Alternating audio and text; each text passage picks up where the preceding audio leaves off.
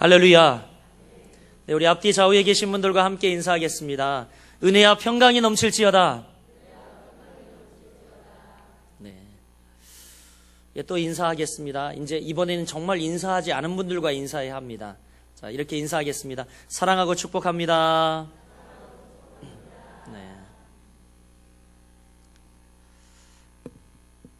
오늘 여러분들과 함께 로마서 20번째 말씀을 함께 나누려고 합니다. 하나님의 주권과 우리의 사명이라는 제목입니다. 여러분, 이 세상에는 많은 나라들이 존재합니다. 그런데 이 많은 나라들 중에 이스라엘처럼 독특한 역사를 지닌 나라는 없습니다. 이스라엘은 2000년 동안이나 무려 국토를 상실하고 전 세계에 흩어져서 디아스포라의 운명으로 살아온 민족입니다. 그러나 전 세계에서 반유대주의적 거센 핍박을 견디면서 이렇게 2000년 동안이나 나라 없이 살아왔지만 고유의 문화와 전통, 철학, 종교, 언어를 그대로 보존하고 있다가 무려 2000년 만인 1948년 5월 14일 극적으로 여러분 팔레스타인에서 민족국가를 부활시키는데 성공한 드라마와 같은 역사를 가지고 있습니다. 여러분, 1948년 우리는 45년에 해방이 되었는데 이 이스라엘 민족은 48년 2000년 만에 잃어버린 나라를 6.1 전쟁을 통하여서 6일 만에 나라를 찾고요. 오슬로 협정을 체결함으로 말미암아 명실상부하게 없던 나라가 다시 2000년 만에 민족국가로 부활하게 되었다라는 것입니다. 참 굉장히 놀라운 일이라고 생각이 되어집니다. 우리 한국 민족은 어떻습니까? 40년도 안 되는 일본 통치에 받으면서 우리의 고유한 것을 많이 잃어버린 것과 비교하면 정말 그들은 세계 뿔뿔이 흩어져 증오의 대상으로 살아가면서도 혐오의 대상이 되어왔음에도 불구하고 가장 많은 노벨 수상자를 배출하며 세계 역사 발전에 기여한 대단한 민족입니다. 이스라엘의 수상을 지냈던 이 데이빗 벤 규이엄이라고 하는 사람은 자국나라 연설 때 뭐라고 이야기를 했냐면 이스라엘 나라처럼 세계 역사의 중심적 역할을 감당한 나라가 또 어디 있겠는가 스스로를 자화자찬했어요. 이스라엘 민족처럼 세계에 이렇게 중심축에 서서 그러한 역할을 감당한 나라가 있으면 나와보라는 거죠. 대단한 자부심 아닙니까? 또 여러분, 유명한 역사가인 아놀드 토인비 교수는 뭐라고 이야기를 했냐면 이스라엘 역사를 연구하면 할수록 신의 섭리를 인정하지 않을 수 없다. 그 역사학자가 역사를 연구하면 할수록 이스라엘의 역사를 뒤다보면 하나님의 섭리, 이 신의 섭리를 인정하지 않을 수 없다. 이렇게 이야기를 하고 있습니다. 바울 사도는 오늘 본문에서 이스라엘 역사를 통하여 본 하나님의 주권론을 전개하고 있습니다. 또 한 걸음 나아가서는요, 심오한 기독교 역사 철학의 한 중요한 결론을 제시하고 있는데 한마디로 기독교의 역사관을 오늘 제시하고 있는 본문이 있어요. 바로 그것이 오늘 11장 마지막 절 말씀입니다. 우리 한번 11장 마지막 절 말씀, 11장 36절 말씀 같이 읽어볼까요? 시작. 이는 만물이 주에게서 나오고 주로 말미암고 주에게로 돌아감이라. 그에게 영광이 세세에 있을지어다. 아멘. 이 바울 사도는 뭐라고 이야기합니까? 모든 만물이 주로부터 나오고 from him, 또 주로 말미암고 through him 이렇게 이야기를 하고 또 다시 주에게로 돌아간다. to him 그렇게 이야기를 하고 있어요. 바로 이렇게 모든 인류 역사는 하나님의 하나님이 주권을 가지시고 다스리고 있다라는 것을 지금 이야기를 하고 있는데 그 본보기로 이스라엘 민족의 사례를 들어 이야기를 하고 있습니다. 이스라엘 민족사에 있었던 세 가지 사건을 들어서 하나님의 주권을 이 바울 사도는 선언하고 있는데 그 첫 번째가 뭐냐면 이스라엘 민족을 하나님이 선택하셨다는 겁니다. 이스라엘 민족을 선택하신 사건. 두 번째 사건은 뭐냐면 이스라엘 민족을 잠시 버린 사건, 버렸다라는 겁니다. 버렸어요, 이스라엘 민족을. 세 번째는 오늘 본문에서 어떤 사건을 이야기하냐면 다시 이스라엘 백성들이 회복될 거라는 이 회복의 사건, 세 가지 사건을 이야기하고 있습니다. 선택, 잠시 버리심, 그리고 다시 회복시키심. 이 세 가지 사건을 들어서 하나님의 주권론을 오늘 본문에 펼치고 있습니다. 가장 먼저 첫 번째, 이스라엘의 선택을 통해서 하나님의 주권의 은혜성을 우리에게 먼저 보여주고 있습니다. 하나님의 주권의 은혜성. 여러분, 이스라엘 민족이 선민으로 선택된 이유가 무엇이겠습니까? 그들이 다른 민족들보다 뛰어난 자질을 가졌기 때문입니까? 아니면 훨씬 도덕적으로 그들이 다른 민족들보다 우수하기 때문입니까? 본문은 그게 아니라고 이야기합니다. 그것은 바로 전적인 하나님의 은혜와 주권에 의해서 이스라엘 백성들이 선택되어졌다라고 말합니다. 할렐루야. 여러분, 우리는 이미 로마서 9장에서요, 어머니 뱃속에서부터 야곱은 사랑받았으나 에서는 미워했다라는 말씀을 들었습니다. 여기서 야곱은요, 바로 이스라엘 민족을 대표하는 상징적 인물입니다. 야곱의 이름이 이스라엘로 바뀌지 않았습니까? 야곱은 뱃속에서부터 이 사랑을 받았다고 합니다. 야곱의 생애를 보면요, 여러분, 사랑받을 만한 인간이었습니까? 그렇지 못합니다. 그는 약삽하고 하나님을 불신하고 얼마나 의심이 많고 그리고 또 얼마나 두려움이 많고 유약한 존재인지 그의 사실 삶을 보면 사랑받을 만한 그런 존재가 되지 못했습니다. 그러나 그럼에도 불구하고 하나님은 사랑하셨을 뿐만 아니라 그가 태어나기 전부터 그를 사랑하신 하나님의 경륜, 그것은 바로 야곱을 통해 이루어질 이스라엘 민족에 대한 특별한 계획이 이전부터 하나님께 있었다는 이야기입니다. 그런데 이런 하나님의 선택에도 불구하고 이스라엘 민족은요, 막상 하나님이 보내주신 메시아 예수 그리스도를 거절했어요. 이런 하나님의 종교적 특권을 부여받고 하나님의 선택을 받은 이스라엘 백성들이 하나님 앞에 불순종하고 하나님이 보내주신 메시아를 거절했다라는 내용이 바로 우리가 묵상한 로마서 9장과 10장 말씀이죠. 그러나 여러분, 이스라엘 백성들 대부분이 다 복음을 불순종했지만, 그러나 이 이스라엘 백성들의 불순종 때문에 선택하신 하나님의 이 선택이 여러분 무효화될 수 있겠습니까? 될까요? 안 될까요? 아니라는 사실입니다. 하나님은 그 백성을 선택하셔서 이루고자 하셨던 계획을 성취하시기 위해 그들 가운데 아직도 믿는 사람들을 남겨두셨다.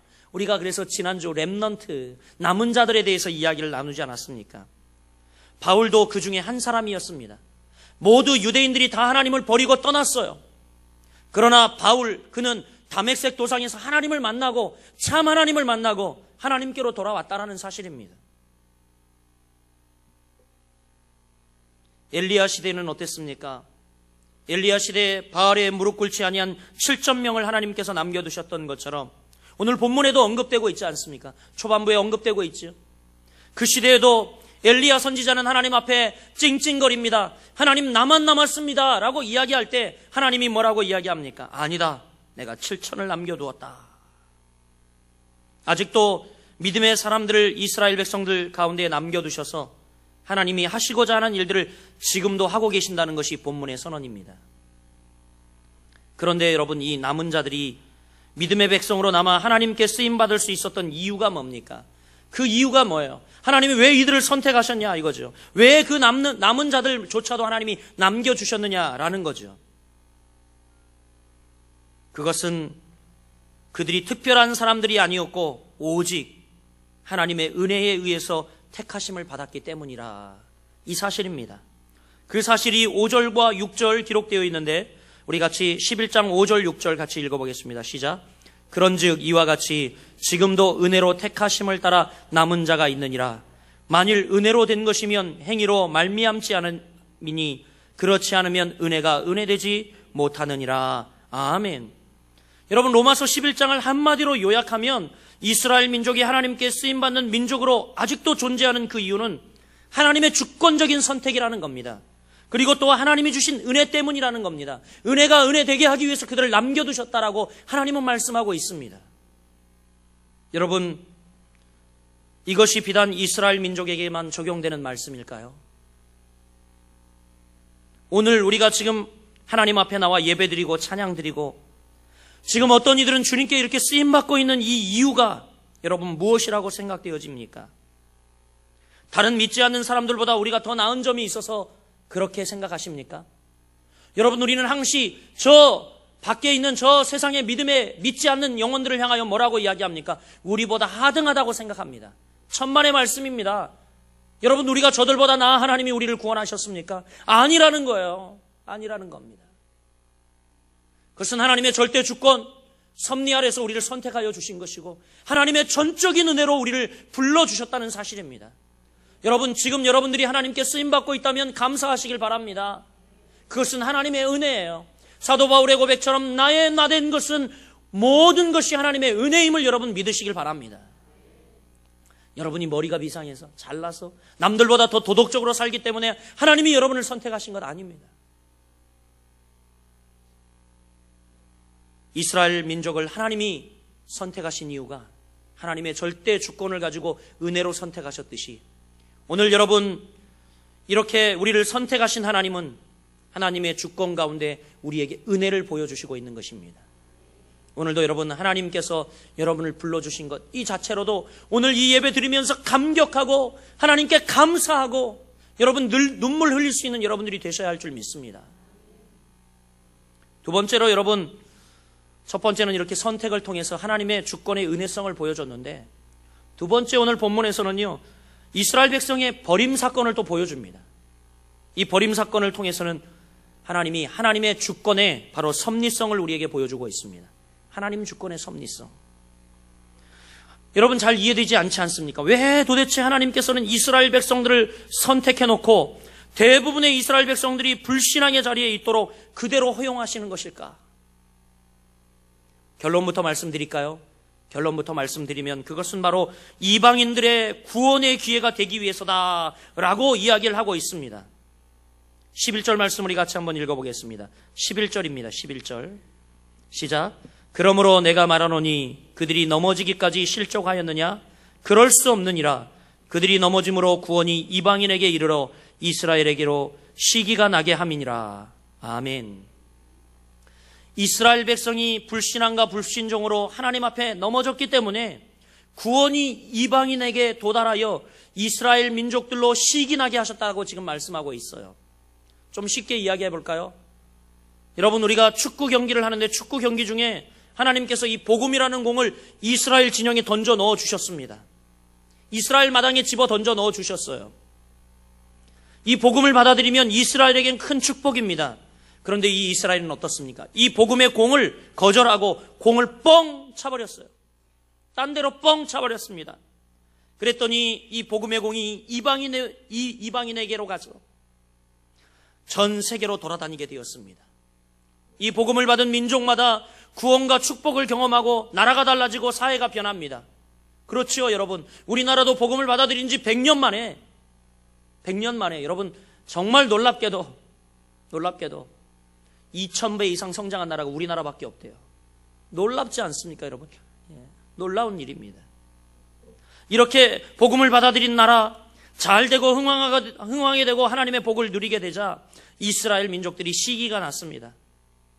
그래서 하나님은 역사의 마지막 날 이스라엘 백성들로 하여금 다시 주님 앞에 돌아올 경륜을 준비하셨고, 그때까지는 복음의 역사가 이스라엘이 복음을 거절했기 때문에 이방인들에게 복음의 역사가 시작되어 역사의 새로운 무대가 펼쳐지도록 섭리하셨다라는 말씀입니다.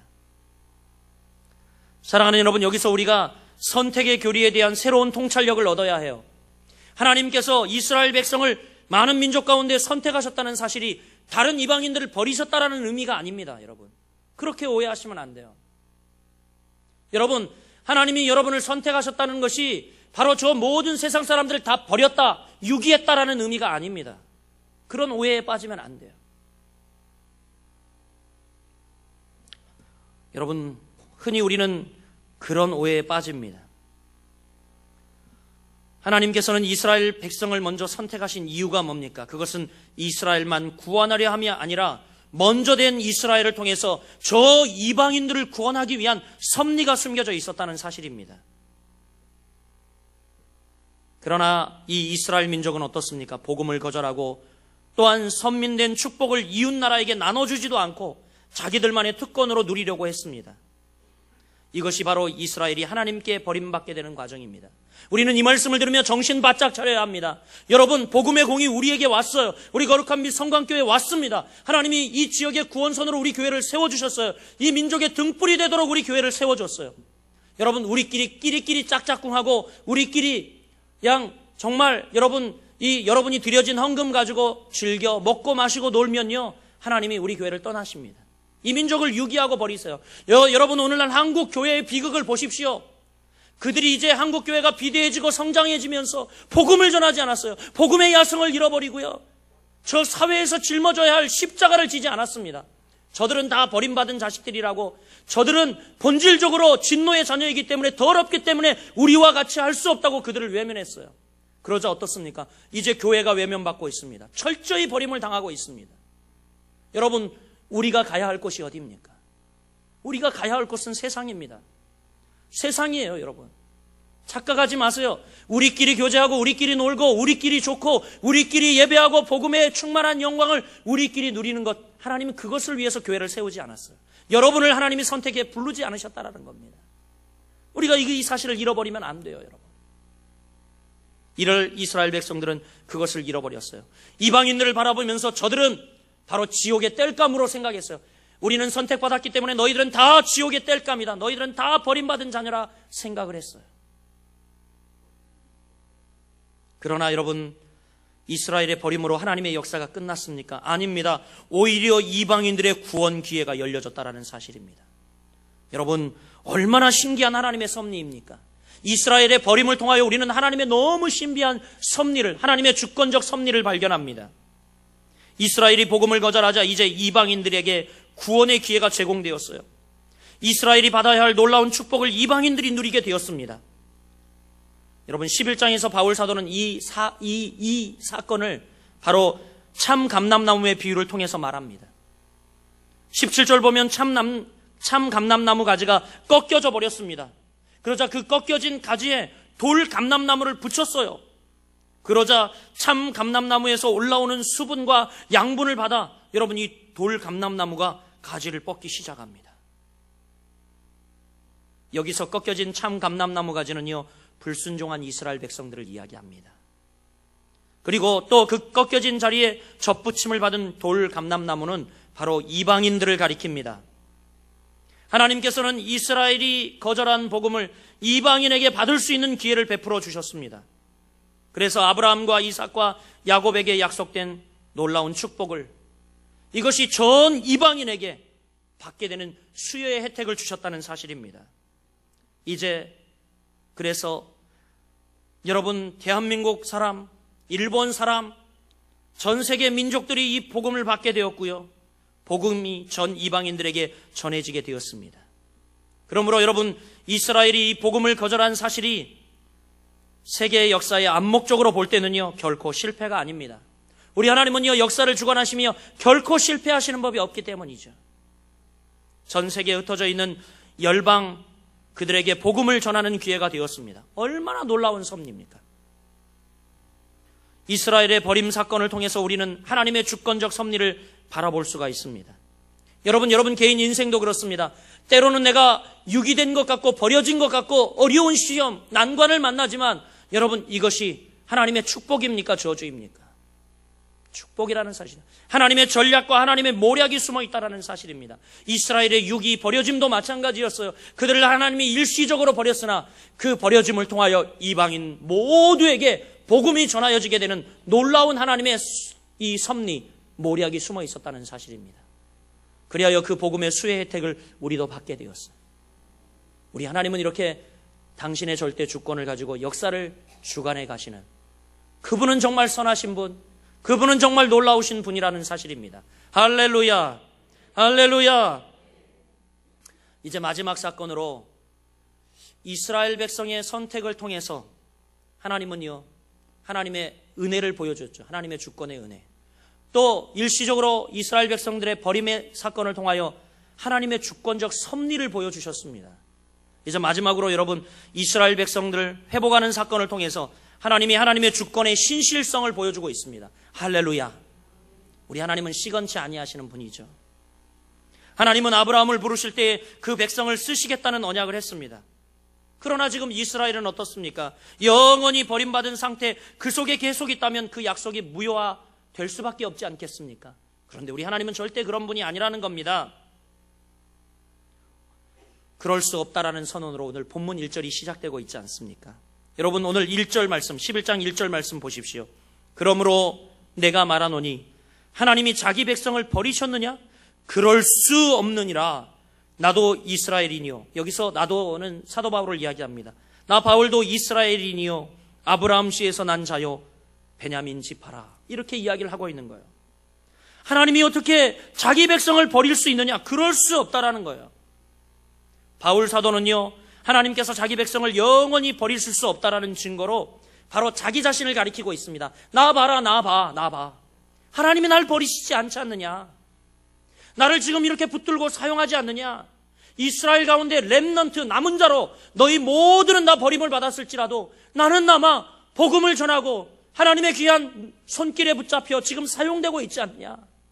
하나님이 나를 이렇게 회복시켜 주셨듯이 너희들도 그럴 것이다 라는 거예요. 할렐루야. 유대인인 바울 사도도 자신도 믿음을 갖고 있었으며 이스라엘 백성들도 어느 날 믿음의 자리로 돌아오는 그날이 반드시 찾아올 것이라고 선언하고 있습니다. 이제 11장 26절에 보면요, 이렇게 이야기합니다. 그리하여 온 이스라엘이 구원을 받으리라. 그리하여 온 이스라엘이 구원을 받으리라. 할렐루야. 여러분, 민족적으로 부흥이 일어나게 되고 그들이 외면하고 십자가에 못 박은 예수 앞에 그들이 다시 돌아오게 될 것이라는 말씀입니다. 주님이 왜 그렇게 하실까요? 왜 그렇게 하실까요? 하나님께서 약속을 지키기 위해서입니다. 우리 하나님은 시건치 아니하시는 분이라 당신이 한 언약, 이 백성들과 한 언약을 지키기 위해서 27절 말씀 보십시오. 27절에 뭐라 합니까? 내가 그들의 죄를 없이 할 때에 그들에게 이루어질 내 언약이 이것이라. 당신이 하신 언약 때문이라는 거예요. 당신이 하신 약속 때문이라는 겁니다. 그 약속을 지키기 위해서. 그러면 여러분, 언제 이 일들이 이루어질까? 그 답변이 25절에 있습니다. 언제 이 일들이 이루어질까요? 이 이스라엘의 회복이 언제 이루어질까? 한번 같이 다시 25절 읽어봅니다. 형제들아, 너희가 스스로 지혜 있다면서 이 신비를 너희가 모르기를 내가 원하지 아니하노니 이 신비는 이방인의 충만한 수가 들어오기까지 이스라엘의 덜어는 우둔하게 된 것이라. 언제까지라고 이야기합니까? 이방인의 충만한 수가 들어오기까지, 이렇게 이야기를 합니다. 이방인의 충만한 수가 들어오기까지 하나님께서 기다리고 계신 거예요. 하나님은 지금 열방 가운데에 복음의 충분한 기회를 주길 원하고 계세요. 지금 하나님이 참고 인내하시며 우리에게 이 복음의 충만함, 그 기회를 많은 이방인들의 충만한 수가 들어오기까지 참고 기다리고 계신다라는 것입니다. 여러분, 최후의 이방인이 주님 앞에 올 때에 그때부터 하나님의 역사의 초점은 다시 이스라엘에게로 돌아갈 겁니다. 복음은 이스라엘에서 시작되었습니다. 이스라엘이 저버린 복음은 전 세계로 돌아다녔고, 그러나 이 복음이 어느 날 다시 이스라엘로 돌아가게 될 때 바로 그때가 있다라고 사도 바울은 지금 선언하고 있어요. 여러분, 얼마나 신기한 하나님의 역사입니까? 하나님의 주권을 한번 보십시오. 놀랍지 않습니까? 저는 성경의 그동안 모든 예언들이 다 이루어졌기에 이 말씀도 이루어질 것을 제가 자신 있게 선언합니다. 사도행전 1장 8절 말씀을 여러분 기억하십니까? 사도행전 1장 8절에 이렇게 이야기합니다. 오직 성령이 너희에게 임하시면 너희가 권능을 받고 예루살렘과 온 유대와 사마리아와 땅끝까지 이르러 내 증인이 되리라. 이렇게 말씀하셨습니다. 여러분 보세요.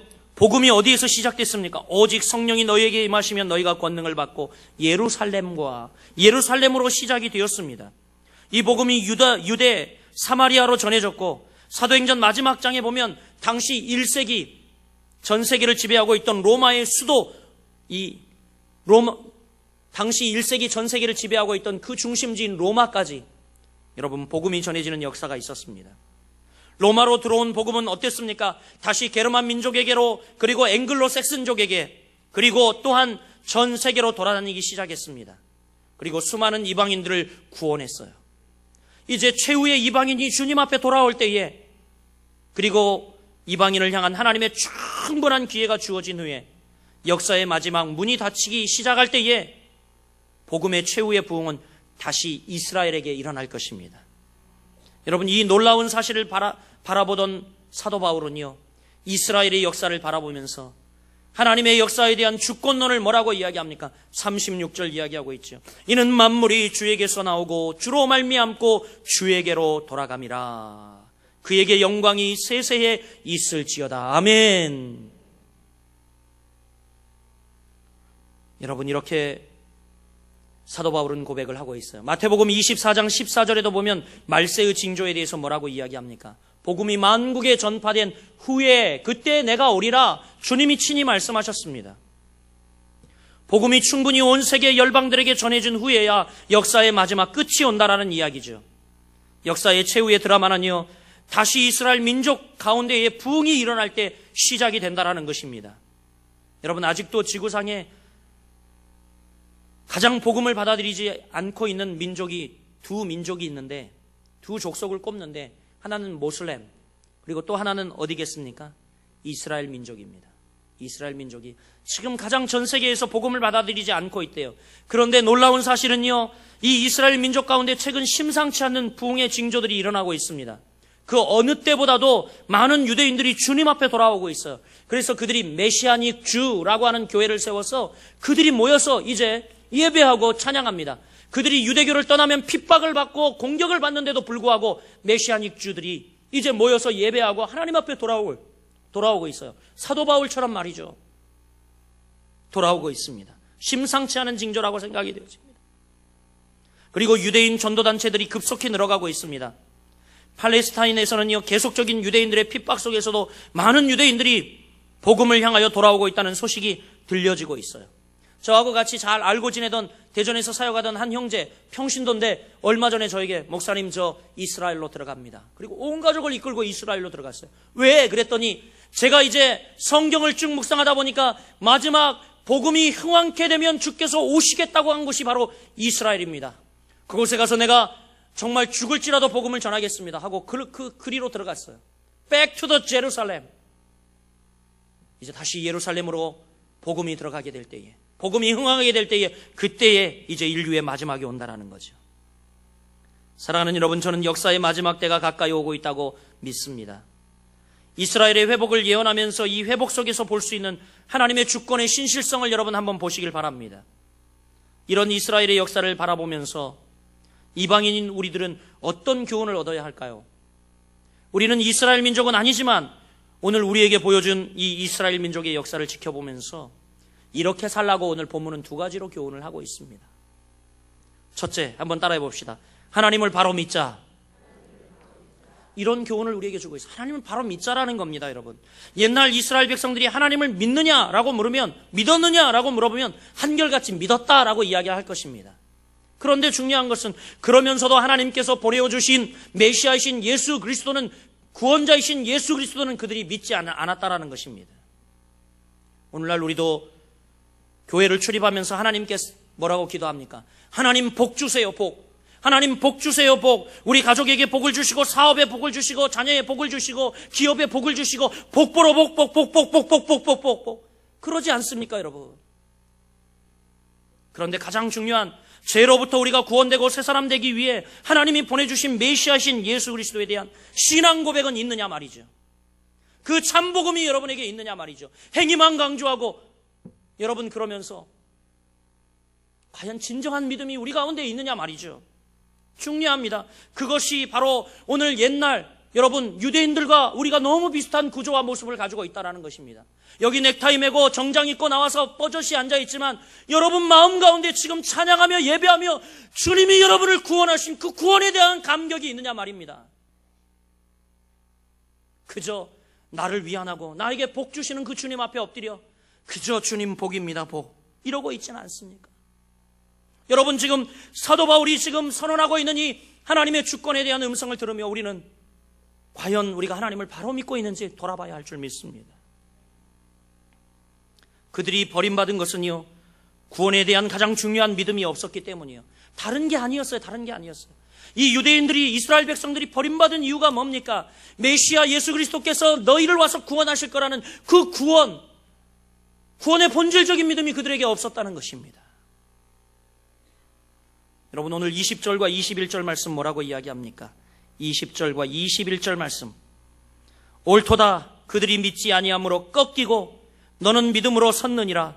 높은 마음을 품지 말고 도리어 두려워하라. 하나님이 원가지들도 아끼지 아니하셨은즉 너도 아끼지 아니하시리라.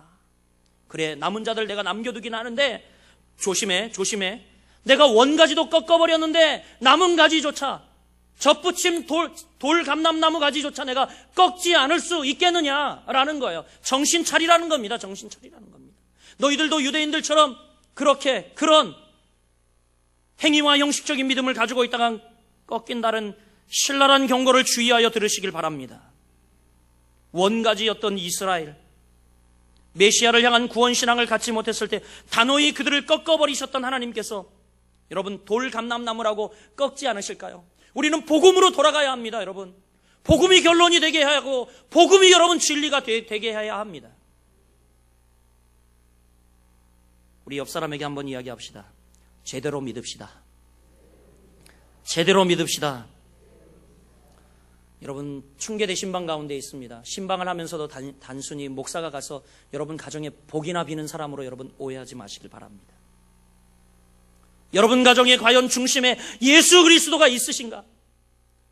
참복음으로 내가 거듭나고 구원받은 증거가 있는가? 내 삶의 증거가 있는가?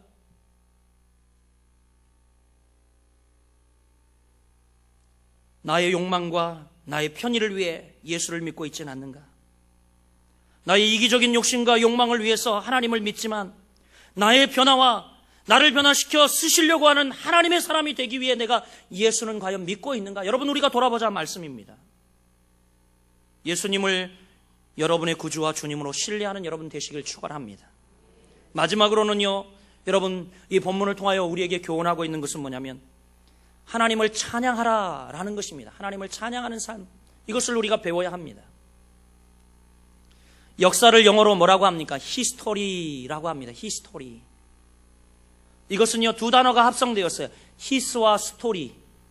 무슨 이야기냐면 역사는 바로 하나님의 이야기라는 겁니다. 하나님의 이야기. 역사를 시작하시고 만물을 시작하신 하나님께서 당신 뜻 가운데 역사를 운행하시다가 이 역사를 종결하실 것입니다. 이스라엘 역사 속에서 하나님의 놀라운 주권과 손길을 관찰할 수 있었던 사도 바울은요, 이제 로마서 11장 마지막 33절부터 36절까지 지금 주님 앞에 찬양으로 고백하고 있어요. 참 놀랍게도 로마서 1장부터 지금 11장 32절까지는 뭐냐면 일종의 논문이에요. 논문. 구원론에 대한 논문입니다. 그런데 놀랍게도 갑자기 33장 33절 11장 33절 그동안 진행해왔던 문맥을 확 바꿔요. 바울이 확 바꾸고 있습니다. 뭐예요? 그가 이 이스라엘의 역사에 나타난 하나님의 주권을 보고 하나님 앞에 감탄하지 않을 수 없었던 것입니다. 하나님을 찬양하지 않을 수 없었던 것입니다. 그동안은 하나님의 주권에 대한 섭리에 대한 논문이었다면 이제 무엇에 대해 이야기합니까? 33절부터 36절 우리 같이 읽어보겠습니다. 시작. 깊도다 하나님의 지혜와 지식의 풍성함이요 그의 판단은 헤아리지 못할 것이며 그의 길은 찾지 못할 것이로다. 누가 주의 마음을 알겠느냐? 누가 그의 모사가 되었느냐? 누가 주께 먼저 드려서 갚으심을 받겠느냐? 이는 만물이 주에게서 나오고 주로 말미암고 주에게로 돌아감이라. 그에게 영광이 세세에 있을지어다. 아멘. 이스라엘의 역사를 시작하시고 주관하시고 완성하실 주님은 우리의 찬양을 받기에 합당하신 주님입니다. 사랑하는 여러분, 오직 주님께 찬양과 영광과 존귀를 드리고 있는 이 찬양의 고백을 좀 들어보십시오. 우리의 고백은 어떤 고백이 되어야 하겠습니까? 그분이 이스라엘의 주인이시라면, 그분이 이스라엘을 인도하신 하나님이라면 우리 대한민국의 주인도 되시고 우리 대한민국을 인도하실 분이라는 겁니다. 아울러 그분이 대한민국을 인도하시고 주관하신 분이라면 여러분 가정을, 여러분 개인의 역사를 주관하시고 인도하실 분이라는 사실입니다.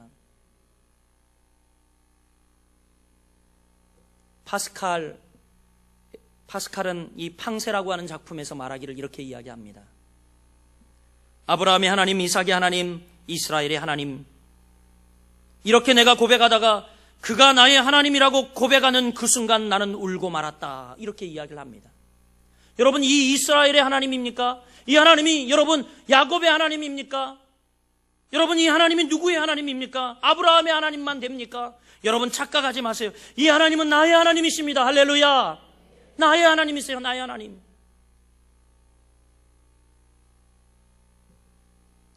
이스라엘에게 놀라운 축복을 약속하신 구원의 하나님께서는 동일한 구원을 내게도 주셨습니다. 또 나와 더불어 언약을 맺으시고 나를 쓰시고 나를 섭리하시는 나의 하나님이 되신 것을 우리는 찬양할 수밖에 없습니다. 매일매일. 내 한평생 역사의 주인 되신 하나님께서 내 개인의 역사도 분명히 주관하시고 주인 되어 주실 것입니다. 나를 인도하고 주장하셔서 나를 쓰시고 나를 향하신 하나님의 뜻이 우리를 통하여 이루어지길 간절히 소원합니다.